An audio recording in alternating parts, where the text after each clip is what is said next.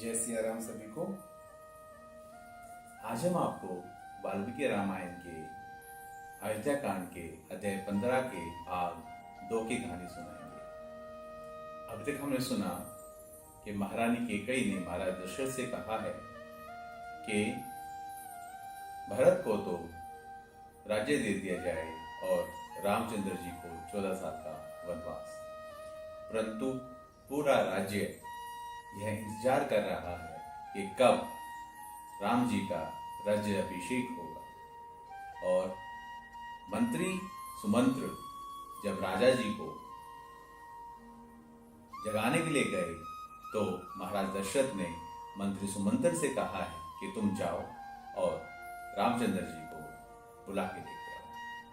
तो आगे की कहानी इस प्रकार है।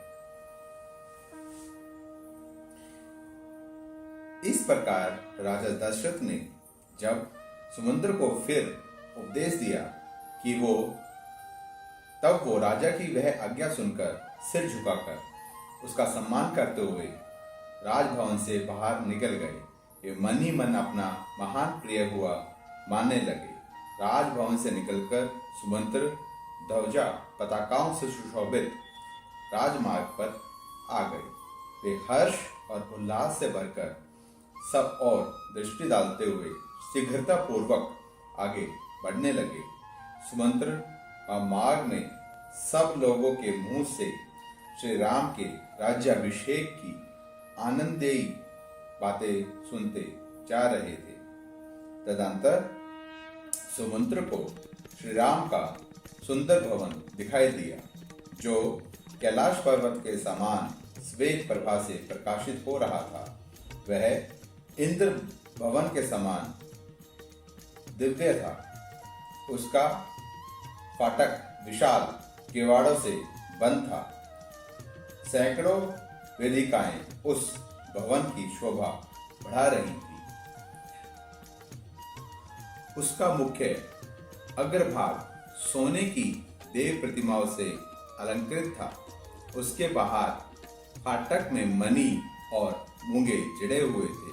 वह सारा भवन शरद ऋतु के बादलों के भांति श्वेत कांति से युक्त, दीप्तिमान और मेरु पर्वत की कंदरा के समान शोभ्यमान था। स्वर्ण निर्मित पुष्पों की मालाओं के बीच बीच में पिरोई हुई बहुमूल्य मणियों से वह भवन सजा हुआ था। दीवारों में जड़ी हुई मणियों से व्याप्त होकर जगमगा रहा था। चंदन और अगर की सुगंध उसकी शोभा बढ़ा रही थी। वह भवन बलियाचल के समीप पर्वत दुदर नामक चंदन गिरी के शिखर के भांति सब और मनोहर सुगंध बिखेर रहा था। कलरव करते हुए सारस और मयूर आदि पक्षी उसकी शोभा वृद्धि कर रहे थे। सोने आदि की सुंदर ढंग से बनी हुई भेड़ियों की मूर्तियों से वह व्याप्त था। शिल्पियों ने उसकी दीवारों में बड़ी सुंदर नक्काशी की थी। वह अपनी उत्कृष्ट शोभा से समस्त प्राणियों के मन और नेत्रों को आकृष्ट कर लेता था। चंद्रमा और सूर्य के समान तेजस्वी, कुबेर भवन के समान अक्षय संपत्ति से पूर्ण और इंद्रधाम के समान भव्य और मनोरम उस राजभवन में नाना प्रकार के पक्षी चहक रहे थे। सुमंत्र ने देखा श्री राम का महल मेरु पर्वत के शिखर की भांति शोभा पा रहा था।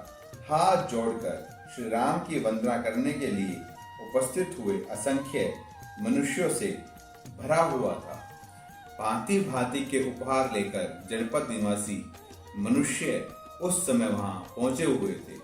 श्री राम के अभिषेक का समाचार सुनकर उनके मुख प्रसन्नता से खिल उठे थे। वे उस उत्सव को देखने के लिए उत्कंठित थे। उन सबकी उपस्थिति से भवन की बड़ी शोभा हो रही थी।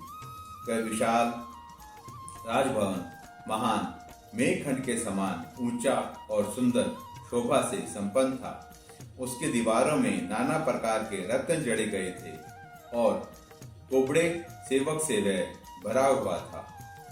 सारथी सुमंत्र राजभवन की ओर जाने वाले वरुद से युक्त तथा अच्छे घोड़ों से जुते हुए रथ के द्वारा मनुष्यों की भीड़ से भरे राजमार्ग की शोभा बढ़ाते हुए तथा समस्त नगर निवासियों के मन में आनंद प्रदान करते हुए श्री राम के भवन के पास जा पहुंचे।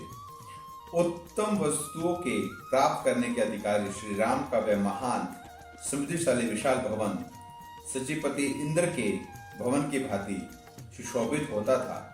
इधर उधर फैले हुए मृगों और मयूरों से उसकी शोभा और बढ़ गई थी। वहां पहुंचकर सारथी सुमंत्र के शरीर से अधिक हर्ष के कारण रोमांच हो आया। वहां कैलाश और स्वर्ग के समान दिव्य शोभा से युक्त सुंदर सजी हुई अनेक झांकियों को लांघकर श्री रामचंद्र जी की आज्ञा में चलने वाले बहुत श्रेष्ठ मनुष्यों के बीच में छोड़ती हुई रथ सहित सुमंत्र अनपुर के द्वार पर उपस्थित हुए। उस स्थान पर उन्होंने श्री राम के अभिषेक संबंधी कर्म करने वाले लोगों की हर्ष भरी बातें सुनी, जो राजकुमार श्री राम के लिए सब ओर से मंगल कामना सूचित करती थी। इस प्रकार उन्होंने अन्य सब लोगों की भी हर्षोल्लास से परिपूर्ण वार्ताओं को स्मरण किया। श्री राम का वह भवन इंद्र सदन की शोभा को तिरस्कृत कर रहा था। मृगों और पक्षियों से सेवित होने के कारण उसकी रमणीयता और भी बढ़ गई थी। सुमंत्र ने उस भवन को देखा। वह अपनी प्रभा से प्रकाशित होने वाले मेरुगिरी के ऊंचे शिखर की भांति सुशोभित हो रहा था।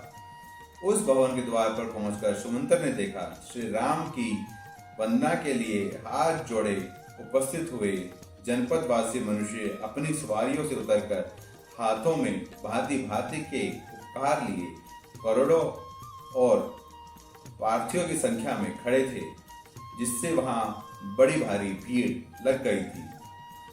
तदंतर उन्होंने श्री राम की सवारी में आने वाले सुंदर शत्रुंजय नामक विशालकाय गजराज को देखा, जो महान मेघ से युक्त पर्वत के समान प्रतीत होता था।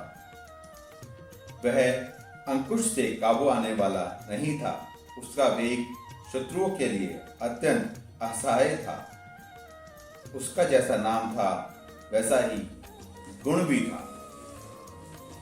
उन्होंने वहां राजा के परम प्रिय मुख्य मंत्रियों को भी एक साथ उपस्थित देखा, जो सुंदर वस्त्र भूषणों से विभूषित थे और घोड़े, रथ और हाथियों के साथ वहां आए थे। सुमंत्र ने उन सबको एक ओर हटाकर स्वयं श्री राम के समृद्धिशाली अंतपुर में प्रवेश किया।